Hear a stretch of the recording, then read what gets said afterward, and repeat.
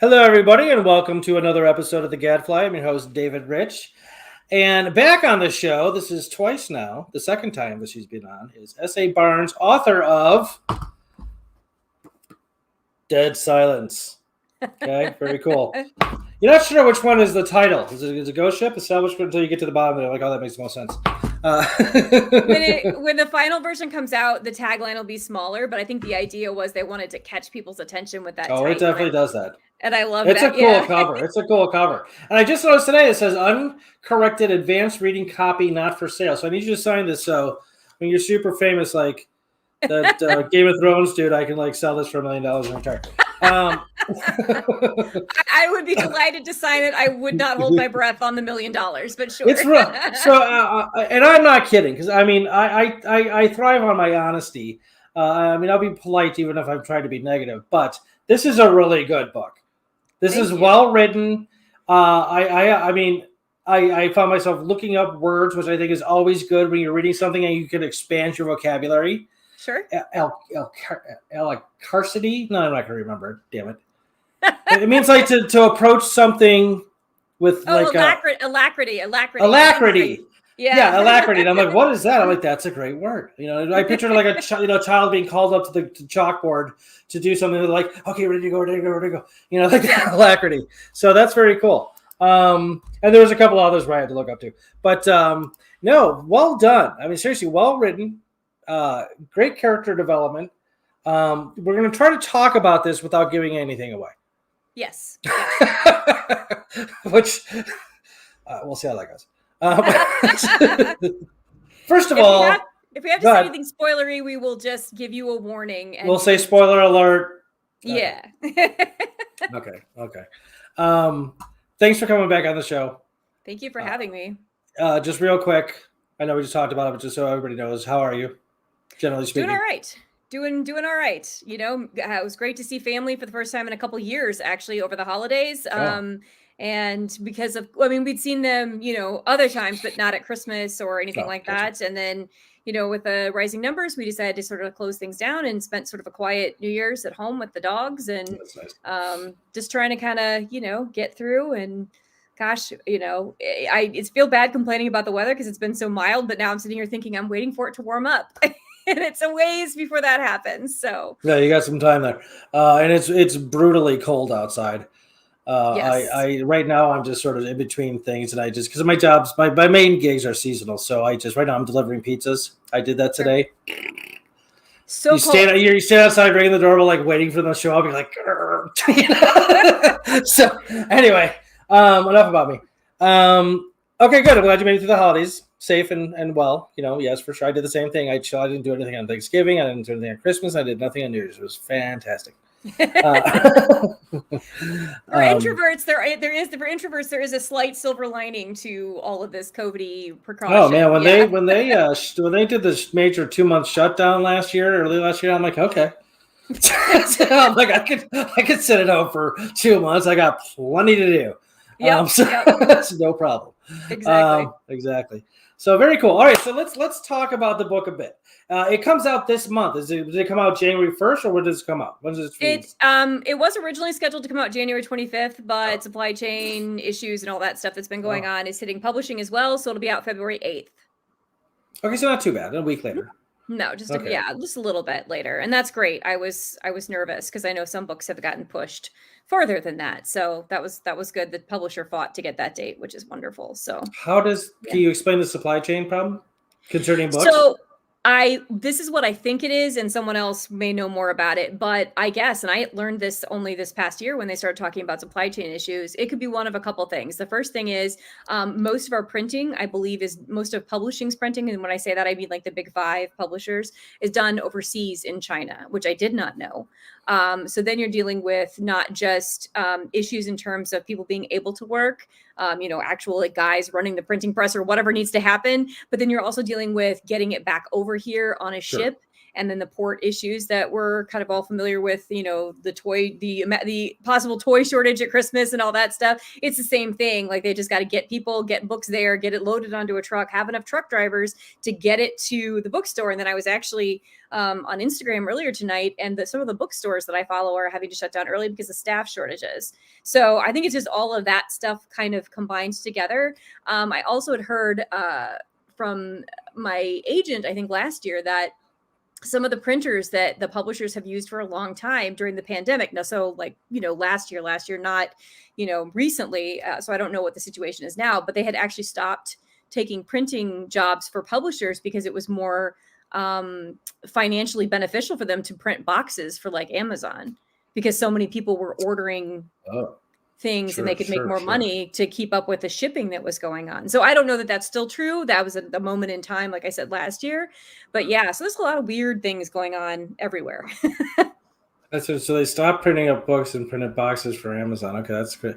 That sounds kind of, I don't know, it sounds kind of sketchy. Dystopian? Yeah. Dystopian, yeah. Like, hey, I don't know, we're a hamburger joint, but, for a couple months we're going to sell, like, Well, printing presses are printing presses. You gotta have, it's paper and ink. Those boxes got to come from somewhere, I guess. That's true. That's as far as I understand it. But again, I'm on the far end of that. So the people who actually work directly in publishing would have probably more ideas of what's going on. Cool. Very interesting. Okay, so the book comes out February 8th. Yes. Okay, very cool. What does that? Is it coming out in just hard copy? Will it be? I just saw a copy of it on Amazon. Will it be in Kindle as well? Will it be in all those sorts of things? Yeah, actually, it'll be available in hardcover, ebook, and audio download, digital download. It will be an audio. Mm-hmm. Yeah, I'm actually really excited about that because one of the cool things that you get to do, or sometimes get to do as an author, if you've sold your audio rights, is you get to listen to auditions of people reading sample materials. So they read, in this case, the first couple pages from chapter 1. Which is very Claire heavy, which I think is fantastic because she's our narrator, obviously. We're going to talk about why you did first person. Go ahead. Yeah, and I think that was very interesting. Thank you. Well, I there was a reason why I did it. I'm sure there is. It was really cool to be able to listen to them do different performances. And Lauren, I'm going to pronounce her name wrong, but I think it's Ezzo. I might have that not quite right. But she actually did the audiobook for another one of my books, Finding Felicity, one of my YA books. And she and I had chatted, we've become friends. And she said, this book sounds really cool. I want to do it. And so I had sent her name in, and I don't know how it all worked out, but her audition came through. I'm like, this is awesome. This is Claire. She needs to do this. And they were, Nightfire was totally in agreement. And so it's awesome. And I cannot wait to hear her performance because just the sample I heard was fantastic. Really?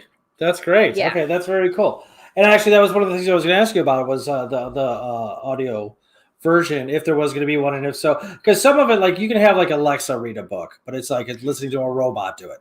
Yeah, there's no inflection, there's no anything like that. It's a performance when it's done really well. Yeah. So there's a lot of emotion, and that to me was really important, especially given where the story starts. So yeah, I'm really excited. Yeah, Claire, the main character, she didn't have a good time in life, did she? No, she had a tough time. She had a tough time from on Ferris in the greenhouse and her friend and her poor mother. Yes. Should we give them a summary of what the book is about, just so that people kind of know? I'm going to leave how much of this you want to talk about to you. Okay. Because I don't want to be that guy who gives away the ending, and I'm like, shit. So I'll describe it the way I tell people. So basically, it's set in the near future. So most people think sci-fi, they think, transporters and, warp drive, which I also love, but this is just set a little bit another world, another galaxy. Or another world entirely. This is our solar system. Yeah. This is our galaxy. Our technology is not that far advanced. Nope. And what I have is people out there working on Linnea Sinclair, who's my critique partner, says it's my, Xfinity Guys in Space story, which it kind of is. So basically, you have a team of people out there working on these communication beacons so that Earth can communicate more instantaneously with a farther flung colonies or farther flung ships, because there is no right now with our current technology, there is no instantaneous communication. So basically, they're out there working on beacons, and they're about to be this team. Claire Kovalik is the team leader. They're about to be replaced by technology. Their jobs are going to be obsolete. A machine is going to come take over, and they're going to have to go back to Earth or find other employment. They're out there working on these beacons. And yeah, to your point, Claire has had a difficult life and does not really want to go back to Earth and has nothing really waiting there for her.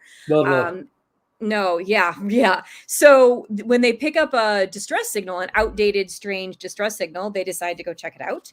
And when they do, they come across the Aurora, which is a ship that vanished without explanation 20 years ago. It's a luxury space liner. So think Titanic in space.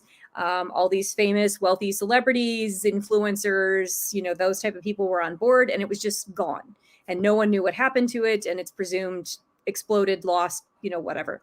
So they find this ship, and they're like, following the laws of salvage, which I based on sea salvage. And I'm not the first author to do that for a space story. You can go on, you can claim, you can make a salvage claim, which basically entitles you to a percentage of the find. So, but there's rules about how you have to do that. So they have to kind of go on board to claim it, to say, hey, this is ours. We found it first. We want a percentage of this. Of course, when they go on board, it's not good. Things are very, very bad. And that is all that's all I want to say, because I don't want to spoil it, but it's just, it's ghost ships, it's Titanic meets The Shining in space, haunted house in space is another way people have described it. So that's a kind of summary of what's going on. Yeah, I like the Titanic meets The Shining. That's like perfect. Okay. That's exactly what that is. And is there any reception? Is it out at all besides to people like myself? I mean, is there any reception? Yeah, sure. We're getting some early reviews from, I think this week there was Booklist, and I don't remember what other, Locust Magazine. They gave very positive, favorable reviews, which was lovely. And we've gotten some, I'm very grateful for all the bloggers and Instagram folks who are posting reviews. And so we've got some good feedback coming in, which is really, really wonderful. And I so appreciate everyone taking the time to read it and talk about it, because that's the only way people find it, or that's the best way people find it, is by hearing someone say, hey, I really liked this. You should check it out. So yeah, we're getting some good push out there, which is lovely. Yeah. If word of mouth is effective in any market, it's definitely effective in the book market for sure. I think so. Yeah. Yeah. Because you have people that can kind of coagulate together as friends because they have things in common. So to recommend their taste to some one of their other friends, they probably will enjoy it as well. Yeah. Yes, exactly. I also think there's an element of people who are passionate about books are some of the best book pushers in the whole world. Like if you really love it, you're like, no, seriously, you have to try this. And I do that to people, and I know other people who do that to me. And I think that's one of the greatest things about people who love books. Yeah, absolutely. Oh my God. My friends and I have exchanged ideas on books quite often. Sure. Yeah. Okay, so that's the summary of the story. Very cool. No spoilers in there. Not really. Nope. Just a general summary. Let me ask you this, because this is something I've rewatched our previous interview several times. And you said that you like to base your characters on, or at least draw from, famous actors, right? Sure. Yes. So that triggered a question that I thought I'd ask you. If you go through the list of characters, Claire, Voller, Nisus, Lourdes, Kane, just leave it with the crew for now. What actors would you say they represent them? So who's Claire in Hollywood? So what I do is I cast, right? So I cast in my head, this is what, if I were making a movie, this is what this person, and it helps with the writing of it, because I think there's a physicality to acting that writing sometimes misses because it's all in your head. So if I can have an actor in mind, then I can watch them do multiple things or multiple seasons of a TV show, and I can get an idea about just, you know, how they would inhabit that part, I guess, even though it's not a part, it's me in my head. And so a lot of my casting choices are made of things, basically in my head, are things that I watch. So Claire I had watched several seasons of the 100 on the CW. I don't know if you're familiar with that at all. 100, like the number? Yeah, the 100, the 100. It's a YA dystopian. It was actually a book series first, and they made it into a TV show. And they have a leader, a girl named Clark, and the actress is Eliza Taylor. Eliza Taylor. Sorry, I'm blanking on her last name right now. And what I liked about her is she is the actress in that role, and also just in general, and the things that I've seen her in, is very in control, but is not loud or sharp edged. I don't know how to explain that. No, a lot of times that's a good description. Okay. Yeah. I mean, a lot of times people who are in control, and I don't mean to sound like speaking against my own gender, but a lot of times that translates as loudness. Like, I'm going to shout at you until you do what I want you to do. And she's not like that, and neither is Claire. And I just thought that was a really good fit. I also liked the fact that, you know, she's this blonde woman, and a lot of times they're the victims in horror. And I mean, she sort of is in this case, but she's also the main character. So I sort of liked that parallel. But mainly her strength as a leader, as a reluctant leader, is what I sort of related to. So I thought that was good. So I sort of cast the same person essentially. So Eliza Taylor. Yeah. Eliza Taylor. I'm going to look her up because I don't have an image in my head. Is she super famous? Do I know who she is?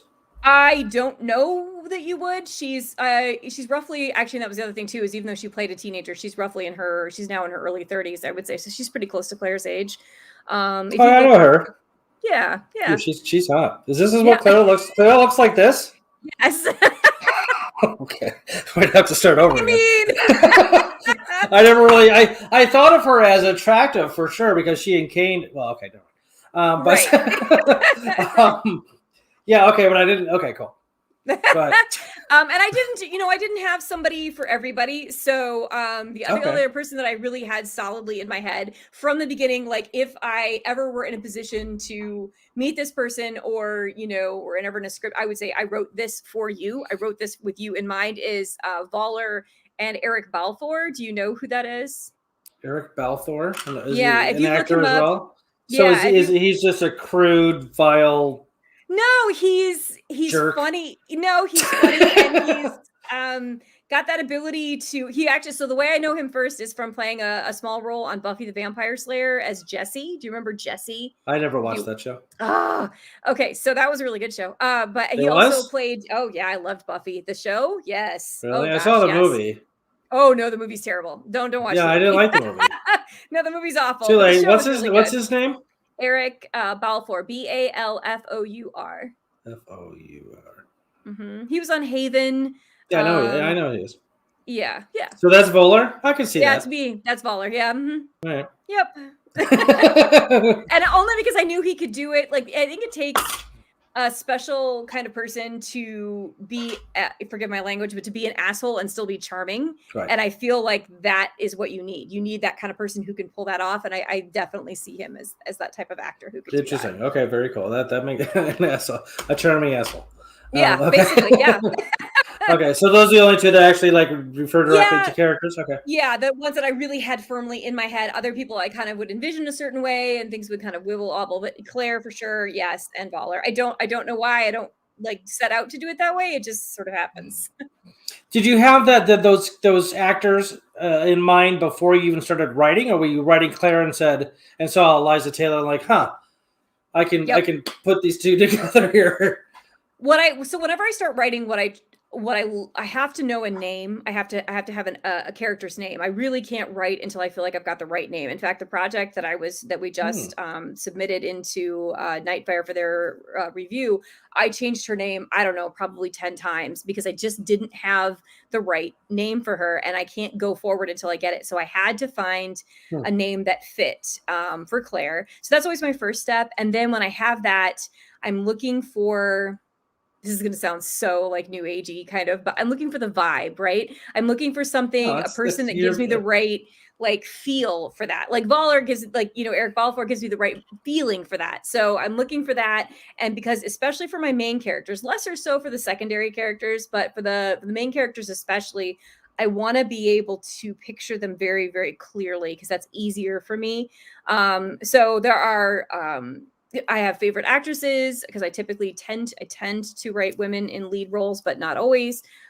So I'll go to, you know, is this a Katie Sackhoff? Is this a I don't know, I'm blanking now on somebody else, but you know what I mean? Like, is who is this? Who could do this role? Like if I were the casting director of this production, who would I cast for this?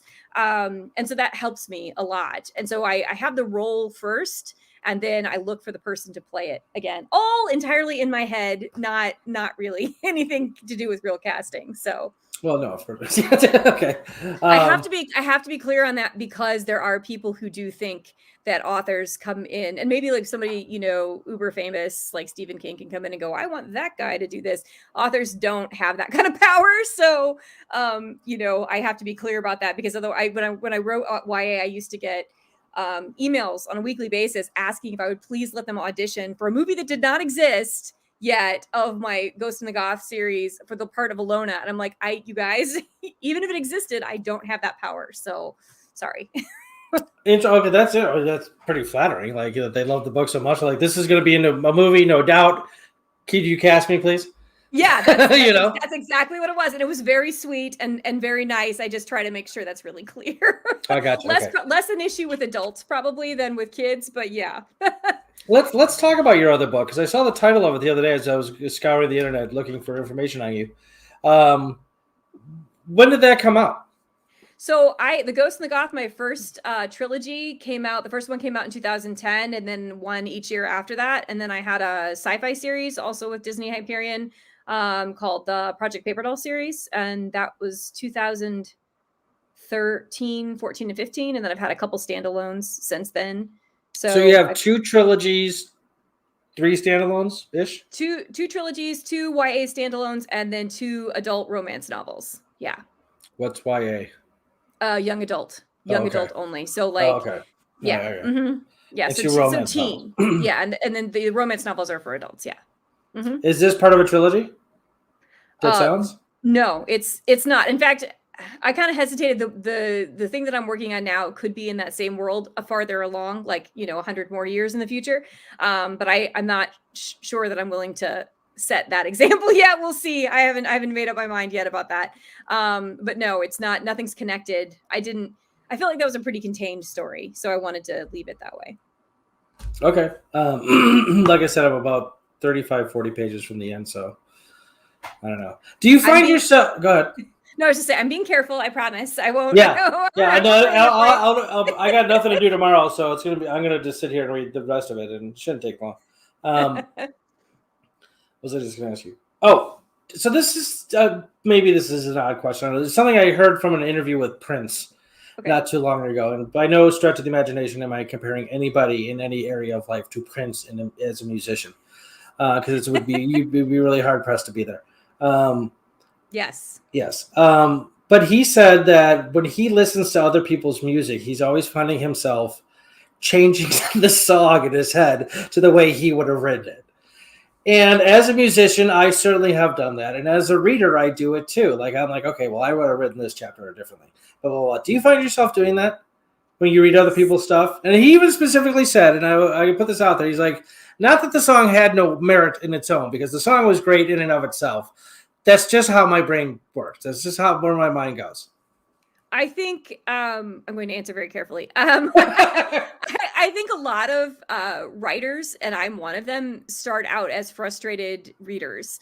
In other words, we love reading books and there'll be something that we loved, let's say 98% of or even 95% of. And we're like, no, how could you end it this way? Or how could you do this? And that sort of triggers this fire inside to do better in a way. And it's not that there's anything wrong with what was done. It's just, again, it sort of, goes against the grain of whatever you think should have happened, that you're like, no, I have to do this. I think that's why a lot of writers that I know, including me, started writing fan fiction. And a lot of those are like fix-it fics where you have something that's a terminology in fan fiction where you're taking canon and you're basically going, no, this is not what should have happened. This is what should have happened. And so then we tell the story from the perspective of, what they think should have happened. And as far as reading books now, the only thing that ever really happens, I don't like look at something and go, ooh, I wouldn't have written it that way. But it's more like reading something and going, oh, this was such a cool concept, but this is just not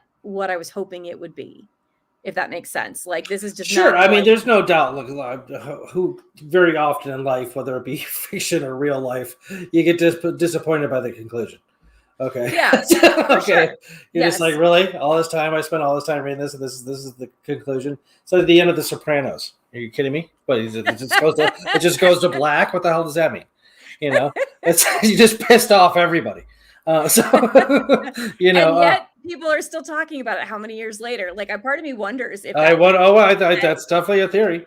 They did on purpose just to keep people talking about it, so they can make a movie or something later. Okay, so like, do you see? So like, real quick, like about the books becoming a movie. Your books becoming a movie. Would you plug Liza Taylor and the other dude for characters, or would you just 100%? 100%. Like that's literally how vivid of a connection it is. Yeah, okay. I mean, it's really interesting. I'm very fortunate that there has been film interest in almost all of my books. Really? At one point or another. Oh yeah, but you have to. Film interest is I'm trying to think of it. Is flour to a finished cake. Do you know what I'm trying to say? It's so far. It's the beginning of a very long process that has nothing. Mere interest, doesn't really mean much. Until that contract is signed, it doesn't mean. Until the contract is signed, and even after that, until the project is greenlit, it really doesn't. It doesn't do anything. Gotcha. It just that's just the way it works. Sure. So there's been definite interest in Dead Silence, which I can't say much about, but I did get an interesting exchange at one point where someone asked me, who did you visualize somebody? Because that helps me as I'm reading this, visualize them and, think about who I would cast. And I was like, yes, here you go. And I sent it to them. And I mean, I, obviously did that at that point that didn't go anywhere. But I absolutely 100 would. In fact, I've even thought like, I wonder if I could get a copy of the book to them and just be like, hey, but then I thought, maybe Eric Balfour wouldn't be thrilled to know that I could picture him as a charming asshole. So, you know what I mean? Like I didn't want to, but yeah, so I would totally be on board with mentioning their names. I 100% would. Yeah. Okay. So did you spend a lot of time or any time describing the physicalities of the characters? Like I don't, for some reason, I don't think anything.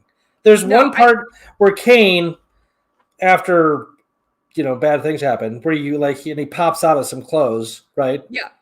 A pile of clothes, and you're like, oh, and his blonde, blah blah blah, blue eyes. That's the only physical description I remember. Like when I saw Liza Taylor, I had a very different image in my head of Claire, and I mean she was attractive, but she wasn't like that. So the thing is, I am when I write, description is I hate doing description because I feel like no matter what, in life, it's not like you get 3 paragraphs to describe yourself. You know what I mean? Like it just doesn't work like that because we see each other and that's how it works. So in a book, it just feels very artificial to me. So I try to thread things through where I can. There is one mention of Claire being blonde. Is there? Okay, then I must just. Oh, it goes by real fast. It's one word. Yeah, it really is. It really is. It's sort of the beginning of the book, okay. And we know that Kane has blue eyes, and we know that Voller has kind of a pointed, sort of sly face. Right. But I really try to. I try not to drop a lot of that in there. I'm just very self-conscious about it, and I don't like to read that as a reader. So I think I'm really cautious of it as a writer because I feel like when I come across that in a book, I'm like, oh, I don't tell me this stuff. I don't need to know this. I'm going to picture whoever I want in there anyway. So don't get in my way. Is that common amongst authors, you think? To not describe, because I feel like, like I said, like in the last interview, I don't spend a lot of time reading fiction nowadays. This is the first, from start to finish book that fiction book I've read in quite a while. But my recollection is that there was always some sort of physical description. Okay. Usually there is. There is, and I think it depends on the genre. romance, which I love, and I read a lot of romance also. Probably needs some description. It definitely needs some description because they're trying to create the idea of an attraction between two people, and that matters. And you know, and that is important. And I in the romance that I have written, there is more description for sure. But in this case, I kind of felt like, you know, I think it's personal to the author in terms of some people, like that's their thing. Like there's a lot of really detailed, intense descriptions about what people look like and how significant it is in the world. One of my favorite writers, V.E. Schwab, has these amazing detailed descriptions of just beautiful, like the clothing that they're wearing and how, and it's because it's all related to world building and who they are as people. Mm-hmm. And for me, I'm less, I don't know. I wish I could write like that, but I don't. Well, I mean, you know, if you don't, you don't. I mean, just, yeah, I mean, it's, you mentioned in the last interview that you really like to get right into the action. I do. I'm very much like, I think some of that comes from my love of movies and TV. I'm just very like, I want to know what's happening. Like if you're dragging me, if you're going too slow, I mean, to a certain extent, I do love like character building and character development and world building. I love all of that stuff, but I need things to happen. I like things to happen. I like there to be a story. I like there to be a problem to be solved. So yeah, I'm more inclined to let your imagination fill in the gaps, and that's fine. If you didn't picture Eliza Taylor, that's okay. You don't have to. That's just who I picked, you know. And I feel like in a way it kind of makes, since reading a book is sort of a two-way communication. I'm putting something out there, and you're, you know, putting your own lens of experience on it. Then I feel like that's another way in which you are contributing even more to your experience of the story, if that makes sense. Yeah, 100%. It makes it far more. You're involving yourself, your own imagination in the story. Right. Yeah, absolutely. Your own expectations. That's very cool. Wow, Eliza Taylor. Okay. So let's talk about first person. Sure. When I first started reading, I'm like, okay, maybe she's just doing this like chapter by chapter or something, and she's going to switch or something like that. Because first person is not unheard of. Second person is almost unheard of. Like yes. Almost nobody does second person. I mean, people don't even know what it means. Third person is definitely the most common. Third person means like just sort of like a bird's eye perspective, where you can talk freely about anybody in any context. This person may be here, may not be there in the next scene, and you can still talk freely about whatever's going on. So it's a lot of freedom in third person. It's very easy, much easier. Yes. First person, that's tough. And when I first got caught on that, you're not wavering from this. I'm like, this is all from Claire's point of view. Yes. This whole book. And I'm like, I'm assuming there's a whole lot of stuff that's going to happen, but she's going to have to be in every single scene. Yep. Okay. Go ahead. Why first person? Why not third? Why not take the easy route? Well, there's a couple things that go into that. Okay. The first thing is the demands of the story that you want to tell. Okay. If I can give you an outside perspective on Claire, then you're going to have a better idea of whether her reality is everyone's reality. In other words, part of the story is she an unreliable narrator or not? Yeah. And if I am pulled out of that and I can see what she's doing, then all of a sudden that is she or is she not? Is she crazy or is she not crazy? That element goes away.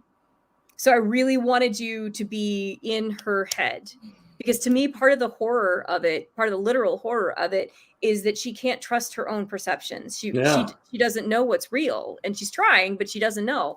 And I think the other part of it too, in terms of the atmosphere and that sort of thing, is that I wanted, it's a very, I tried anyway, I hope it is a very claustrophobic experience, being closed in on the ship, you know, different things happening. And I really wanted you to feel stuck. Like you're in. No, you do. You're right. You know, you feel like you're just, this is it. This is all the room I got. I mean, because you're in you're in Lina or Lena or whatever it's pronounced, or you're in the Aurora, and then you're on Ares, and Ares is a little bit different. But you know, the atrium on the Aurora, even though it's an atrium's like large room, it's filled with all sorts of crap you can't really wade through too easily. So no, there is a feeling of stuckness now that you mentioned it. Yeah, so I think third person, and even if I do third person, which I don't do very often, I tend to do third person, what they call third person tight or third person deep, which means you're still limiting yourself to one person's perspective. But I do have a little bit of like latitude in terms of how I'm describing things or what's happening. But I think part of that is because I feel most comfortable with books that mimic reality. In other words, you know, you can tell me what you're thinking, but I don't really know if that's what you're thinking. And, you know, I like that experience in terms of presenting it as a book, because I feel like that mimics our own experience as humans. And you're constantly narrating your own life. Your inner monologue. I do have an inner monologue. I was Oh, actually so do I. well, but not everybody does. So Boo. I know. I So I love was it. just having this conversation with my sister, who's an editor, and we were talking about this, and we're like, do you have like, is there silence in your head? My inner monologue kind of never shuts up. And but that's what people do. They don't, it's just, I think it's maybe similar to, there are some people who don't see pictures when they read, and I don't know how that works either. Like, I don't know how that works. I mean, it's really cool to think about how we process information differently.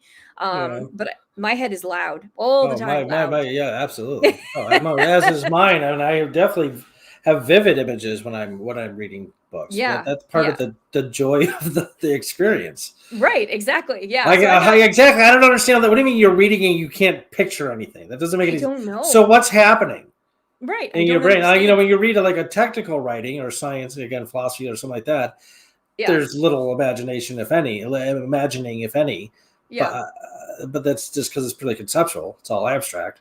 Okay, anyway. But there are definitely no. I mean, but there are definitely people that is how they read. I know I was reading a conversation I was in a Facebook conversation with some other writers, and there are definitely writers who do that. And I don't know how writers do it, because basically sometimes I feel like the best way to describe, what I do is I'm trying to write you the movie that plays in my head. That's what I'm trying to do. 100%. And it's very hard because, as you know, what you're writing very rarely lives up to the example in your head. I don't know how you do that if you don't have the movie going, but I don't know. Interesting. I'm gonna have to Google that tonight after we're done here, just that phenomenon, because that baffles me. But okay, that's cool. All right, back to the first person thing.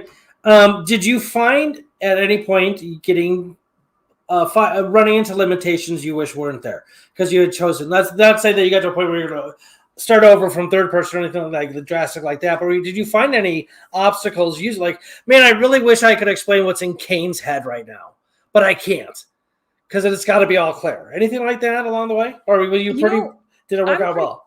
I'm actually pretty comfortable with first person. All the other books, actually, weirdly enough, all the other ones that came before this were first person. Sometimes they were dual first person. In other words, I would alternate chapters between two characters who were trading off in first person. So I'm pretty comfortable with first person.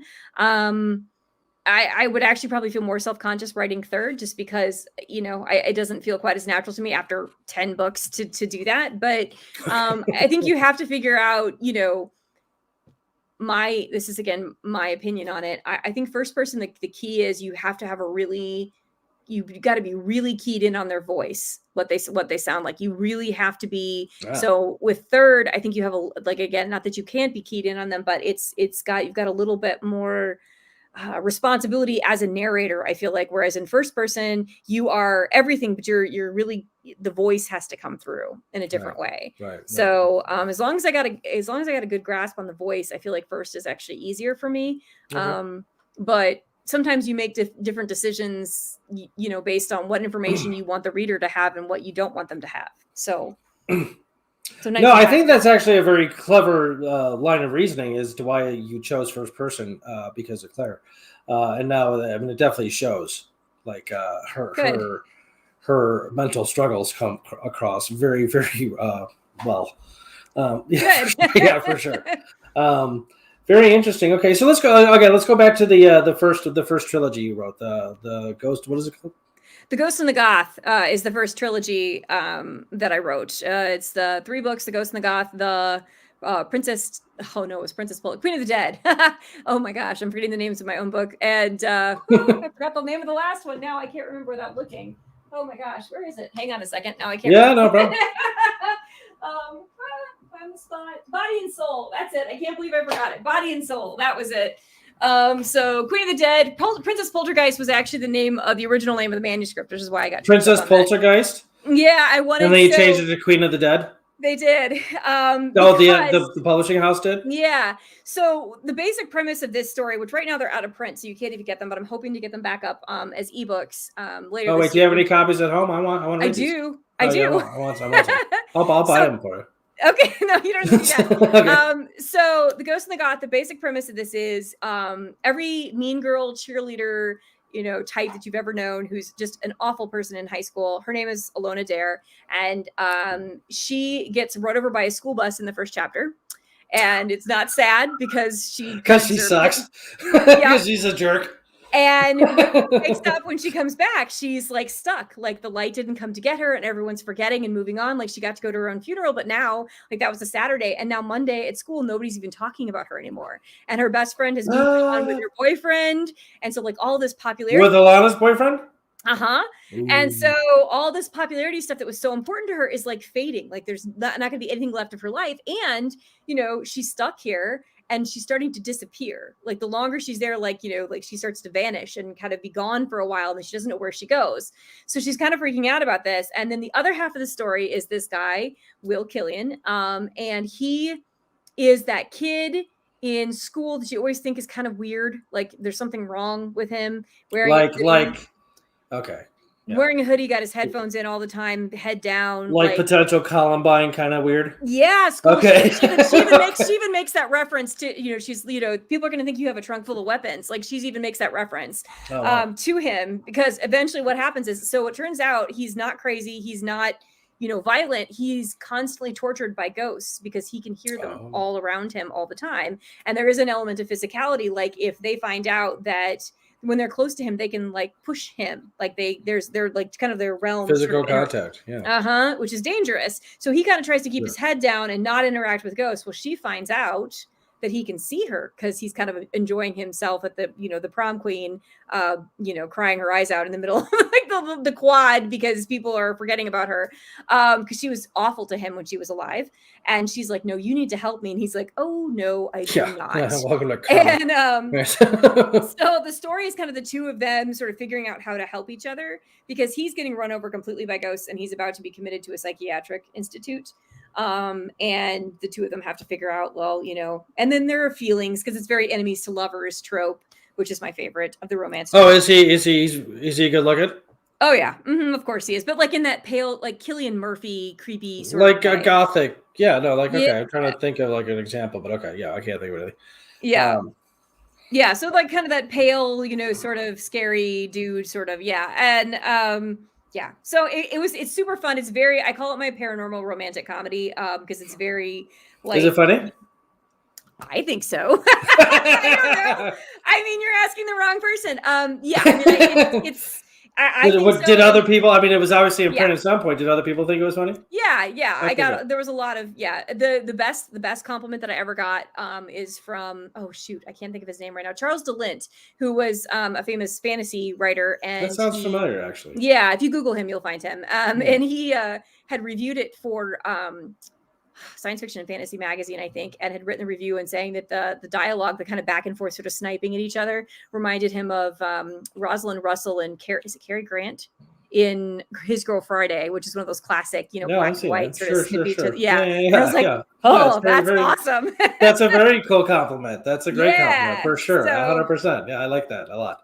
Yeah, so that's the trilogy. So that's book one, or that's all three books? That's the whole series. That's all. The three of them are trying to work out how to deal with ghosts and how to get her to the light, or what to do. So Queen of the Dead is book 2.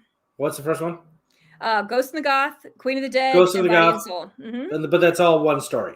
Yeah, it's all the same characters, all connected. Yeah, I mean, each one has a story question that's answered by the end, so you get some resolution, but you're not getting an actual resolution to, hey, she's dead, and hey, they're eventually get feelings for each other. You don't get that until the end of the series. Is that one of the reasons why you made it a trilogy and not just one big book? Yeah. Okay. Yeah. Because also it was way too much story to tell. And to be honest, when I wrote it, that was my first book published with Disney. And I had been told that like they weren't, publishers weren't really sold on series. So you couldn't sell them something that was open-ended, because that's a bigger financial commitment for them. And I was a debut author. So it was better to have something that could stand alone in case they weren't interested in continuing forward. So that sort of set the pace for then, how it should go on. Is it difficult to get a book published? Yes. I mean, we talked about the mere liking of a book enough to make it a movie, but that means nothing. Because there's this huge process. Same thing becoming a musician or anything else. How you have to convince these people. First, you have to get access to them, and that because everybody in the planet is throwing stuff at them. Right. Well, it's not.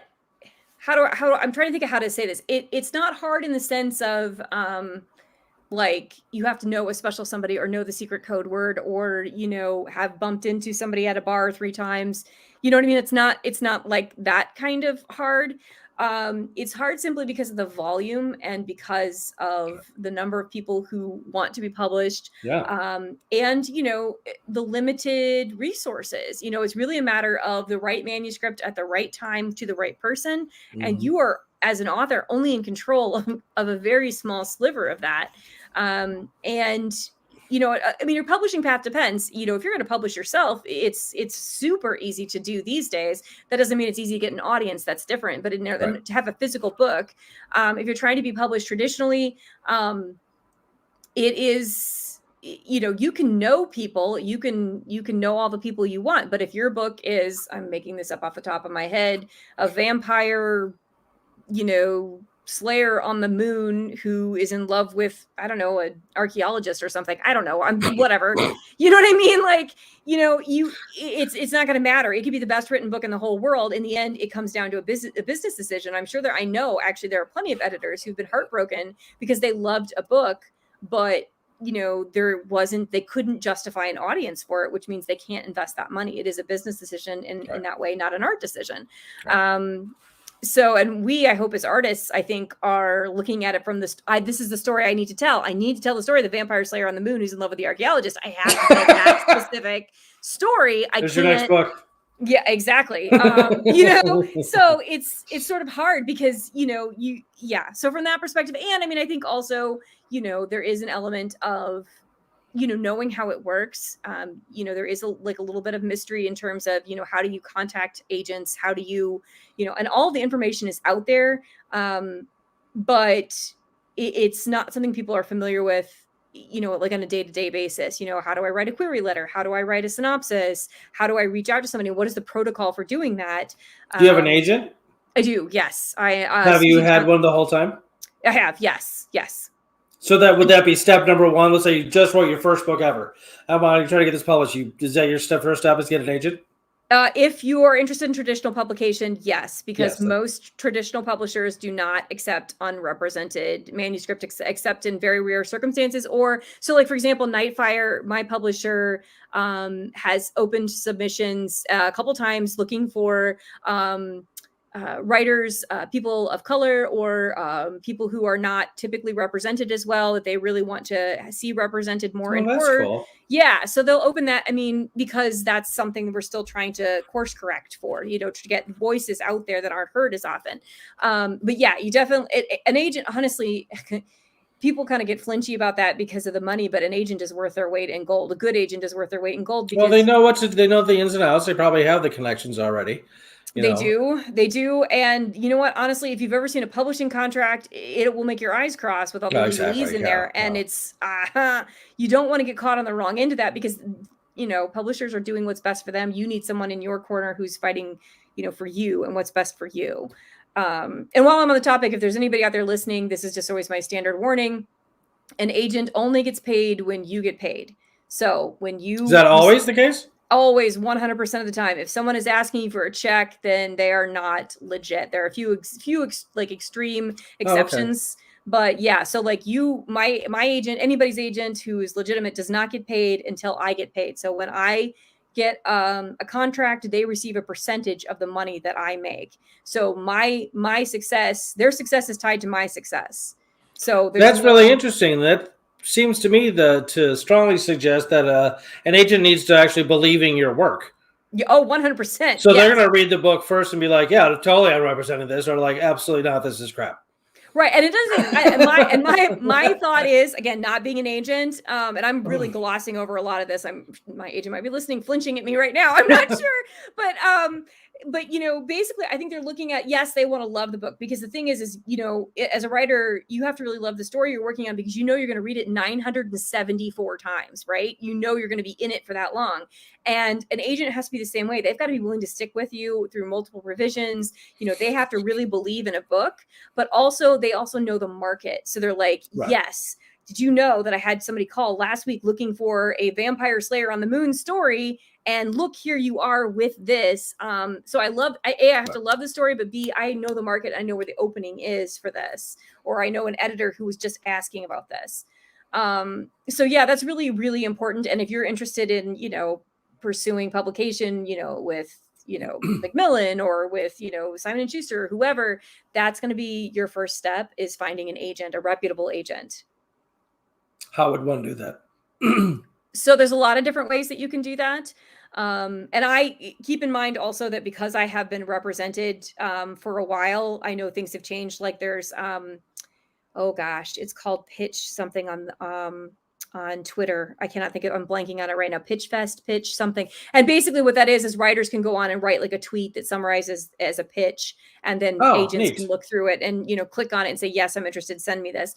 I did things more traditionally where, you do research, or someone says to you, hey, I heard about this new agent, I think you should check them out. Or someone says, hey, I really like your book you've been talking about, I'm going to send you to my agent, here's an open door, that sort of thing. But it used to be organizations, I can't speak for Horror Writers of America because I don't know, but like when RWA was not what it is now, you used to be able to find, representation, like listings in the back, like new agents who were starting up. But honestly, the internet, your social media places, you can find that. But find your favorite author who's written something that's similar to what you have and figure out who represents them. Almost all of us have it listed on our website. Wow. So, because we need people to be able to reach out to them. And you can say, then when you, as the author, query, you can say, hey, I'm a big fan of so-and-so, and my book is similar to theirs in this way because it's about, a werewolf hunter on the moon. And I thought maybe you would be interested in taking a look at blah, blah, blah, whatever but agents in general will have, their submission requirements on their website and other places, and you just have to follow that. So some of them don't want attachments. Some of them are okay with email attachments. When I started, we were still sending paper, Right. So but you just have to kind of do your research and ask people. I mean, for the most part, people, I think, are you happy with so-and-so? Yeah, I think they're great. Or, well, maybe you should look more over here if you're thinking about this or whatever. But you do your research, mostly on the internet, obviously, and writers, querytracker.net, I think is a website that you can use for that. And there's probably other ones, but again, I don't have all that up right in front of me. That's okay. I guess with Google, you can just, Google, put in, writing agents. Yeah, and if you're concerned about it, just make sure that they have had a sale from preferably somebody that you've heard of or to a company that you've heard of. That's what you're looking for. Oh, okay. So most of them will have. I know my agency has the list of authors they represent, and deals that they've done, and you can go, oh, I'm verifying. In fact, this person is a real person and is not, just some scam. Fly by the night. Yeah, some Ethiopian prince asking for help. Right. You want to make sure that they're legitimate, and scams are very rare, but they do exist, and you just want to be careful. Yeah. That being said, it must be tough to become a writing agent. Like if your wherewithal is because you've done it for people who have made it, and you're starting out, which means you have nobody behind you at all. Right. It's got to be really tough. That's interesting. Maybe I can get your publisher or your agent on the show here and talk to her about it. Both of you come on and we'll talk about, huh? I don't know. You could ask her. That'd be really interesting. So as far as I know, the way that works is typically you start off as an assistant to someone else while you build your list. Gotcha. So then you're an assistant for, big name agent A while you're building your list, and then you break off and become an agent on your own. They give you a couple of clients or whatever. And you take some clients with you or whatever happens. Yeah. But a lot of agents, especially when they're starting out, have to do other things. Just like writers have to do other things. You got to work other jobs or find other ways of making income in the beginning. But yeah, it is not an easy industry because it is all commission in the beginning. But I know that there are ways to do that if it's something you're interested in as a career path. But yeah, I don't know as much about that side of it. Okay. What about the editor? Who edits the book? Go ahead. I'm sorry. Did you edit it yourself? Because this says uncorrected advanced reading copy. And I assure you, I look for mistakes. And I didn't see any. There was one thing that I read either yesterday or today that gave me pause, and it's just because it's a controversial thing. It's whether you use a conjunction or a disjunction. You used a disjunction. I was like, okay, was that right, or did she mean and? That's it. And then, like, I'm like, okay, whatever, it worked. So what happens what happens when you put out a manuscript, an agent, acquires, it says, yes, I want to take you on as a client. They will do sometimes an edit, sometimes they won't. It depends on who, how editorial your agent is, before sending it out to editors. So then the editors are the ones at the publisher who acquire it. There's a whole process that I'm not going to get into, mainly because it's super complicated and I don't even know exactly how the pieces all work. But your editors, the contact person, but they're also literally the editor. So my sister, I'll put a plug in for her, but her business, she's Susan Barnes Editing. She did worked for Hachette for a long time as an editor, and now she does her own stuff, so she works for people independently. But basically, from what I know from her, they would get submissions in from agents, and they're going to read and review them based on their needs and their interests, and then they go to their team and say, hey, I have this book. It's about a vampire slayer, blah, blah, blah, whatever. And it's awesome. And I want you to do it. Then they have to do a whole reporting on it and whatever. Then it's acquired. Once it's acquired, then you have an editor who is going through it and making suggestions. You get an edit letter, which can be 2 pages. It can be 20 pages. It can range from, this book is great, here are a few small tweaks, to, I think we need to revisit the 3rd act. I mean, it's a lot. And then once that part's done, that's the substantive editing. Then you have the copy editing, you have proofreading. There's a lot of really hardworking people who are involved, trying to make sure that you come off as best as possible and making sure your vision of the story is communicated. And it's amazing. So that's one of the reasons I actually love working with traditional publishers versus being self-published, is I just feel really good. I love having a team, working with a team. It's hard to correct yourself. It's hard to see your own mistakes because you're hearing it in your head, whether you've written it right or correctly or not. Right. No, I mean, even as a musician, that was really tough to evaluate your own, the worth of your songs and that kind of thing. Yeah, 100%. But I also know that there can be some animosity between writers and editors, because editors can take some liberties that no, that's not what I meant. I knew a person I went to college with, excuse me, fellow philosophy student. She had a paper published in a philosophy magazine, and they sent her back the edited copy, and it was 2/3 of it was different. I mean, it was either gone or changed, and we were all like, "This is bullshit! This isn't even the same paper." So, I will say this with, you as the author in the contract that you sign, you have the final say. So what they do is, when they go through and mark this up these days with technology, they're doing it with track changes, and you can choose not to accept a change, or you can choose not to rewrite a conversation that your editor says is unclear. But I think that's where having a really good relationship with your editor, or even your agent, or both of them, and understanding why they're making the change, why they're suggesting it, and trying to make it the best book that it can be. Because I'll tell you, there's also a very practical side of it, which is, I am set on this. I am not going to rewrite this chapter 7. I think it's great the way it is. Well, if that, if the book bombs, then the editor may very well say, well, remember, I told you people were going to be confused by chapter 7. And also, you don't want to be that author who thinks so highly of themselves they're not open to feedback, because I think that also makes you very difficult to work with. And as discussed earlier, there's literally thousands of manuscripts coming in all the time. So why should they work with you when they can work with someone else who's right? You're just being a pain, right? You're prima donna nonsense. Yeah. Speaking of uncomfortable editing, do you ever seen the movie Amadeus? A long time ago, so I don't really remember a whole lot about it. Do you remember when they told him that his opera, whatever, had too many notes in it? No, I don't. What's wrong with it? It's too many notes. He's like, what? He's like, which note is superfluous here? Anyway. I mean, for all the people, I've been very fortunate to have very good editing experiences with all of my editors. I know that is not always the case, and I'm very grateful to. Yeah, so there definitely can be that situation. I'm sure. Too many words. Too many words. What?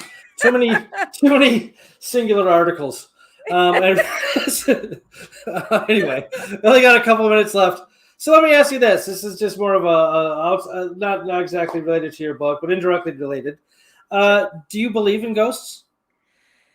I believe in the inexplicable. I believe that there is more than we can perceive. Our vision is so limited in terms of literal, like, the scale of our vision, being able to see things. Right. So yes, I don't know that I've ever actually experienced anything that I would definitely say, oh, that was 100% a ghost. But I definitely think there's something. Yes. So yes, I guess. Okay. But I don't know. Okay. No, it's not an easy question to answer. I mean, a lot of people defer to their own experiences. Like, well, I've never experienced anything like it, but I've heard interesting stuff. Or just the sort of general, like, it's like believing in UFOs or aliens. Like, statistically, there's just got to be some. Well, I was just going to say that, what, if you'd asked me that, I would have said, yes, 100%. We are not alone somewhere. Yeah, they may not be here yet, but, statistically speaking, yes. Yeah, come on. But I think that same way just about reality in general. Like, reality is so big. I'm like, how could there? It's not necessarily or easily decidable that there are no ghosts, right? That there are no spirits or an afterlife. I mean, reality is a big, big, big thing. It's literally everything. And I have always felt. I was actually just having this conversation with my dad, who's a pastor and also very into philosophy. I'm very comforted by the fact that we don't know everything. I don't want to think that we have everything explained or understood. You know what I mean? So I'm okay with the inexplicable. I'm all right with that. Because the inexplicable. Yeah, absolutely. Do you ever read any H.P. Lovecraft? No. I mean, okay. I know who it is and I know like of it, but I have not read anything. I don't think. I mean, he's sci-fi horror. In fact, I know. I think you owe it to him for inventing the genre. Like, I think he's actually considered the father of sci-fi horror. I will have to add him to the top of my list. Well, I'm not sure. His writing style is a little outdated, I guess. He's obsessed with adjectives. Yeah, well, yeah, that's the way they did it back in the day. Exactly, exactly. But some really clever stuff. But yeah, he talked about like if anybody could truly rip the veil away and see all of reality, it would be absolutely horrifying. Yeah, I think it's that whole, like, there's that idea of, the illusion of reality, and is this a program? Is the universe a program? Like, I feel, I was joking with my family with the James Webb telescope, the space telescope. I was like, they're going to get out there and be like, this is the end. You can look no further. Like, it's just going to, they're going to look at it. They're going to get out there and unfold that thing. And there's going to be just like a blank wall, like in the Truman Show, where there's just nothing else out there. So that idea that, we don't know. And the thing is people kind of blithely walk around like, oh yeah, we understand gravity. Oh yeah, we understand black holes. There's a great deal. You can see that sort of, if you will, epistemological arrogance in people, like even nowadays with like the fact that people just think they know more than they do. Very true. Especially when it comes to like all of reality. They go, we got it. Yes. Sure you do. Okay. So that being said, what you should do is I need to get you like your cell phone number or something, and you should watch my shows on Wednesday like this one, because outside you as an author, I usually, like last week, I interviewed a pagan witch.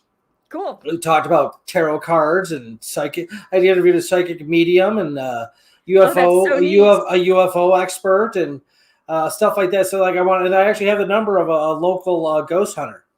He's going to come on. That is so cool. I would love to listen to that. It's a cool show. I am the thing is I'm the biggest for writing horror. I'm the biggest chicken. Like if you told me that house is haunted, I'm not going in. I'm not going in. I'm not Claire. I'm not going in. So, that was really good.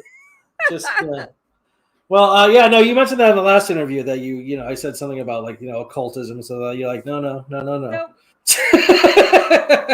I put it on paper where I can control it. Absolutely. Okay, very cool. Well, all right, there we are. S.A. Barnes, thank you so much for coming back on the show. I'll have you on again. Maybe after February 8th, we can talk about like the reception of your book and that kind of thing. You're getting some great reviews, even without it being like out completely released right now.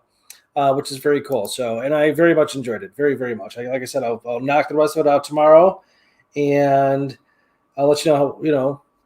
So when I was asking before about like changing somebody's story or whatever else, like Claire said one thing about the ship Aurora, and I'm like, my mind went somewhere. I'm like, oh, that'd be cool if that's how the book ended.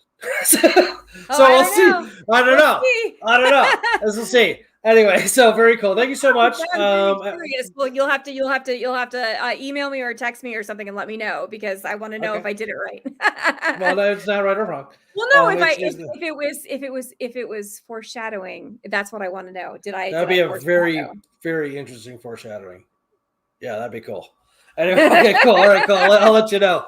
All right, thank you everyone for tuning in to the Gadfly. I'm your host, David Rich. I'll see you next time. Take care. Bye. Thank you.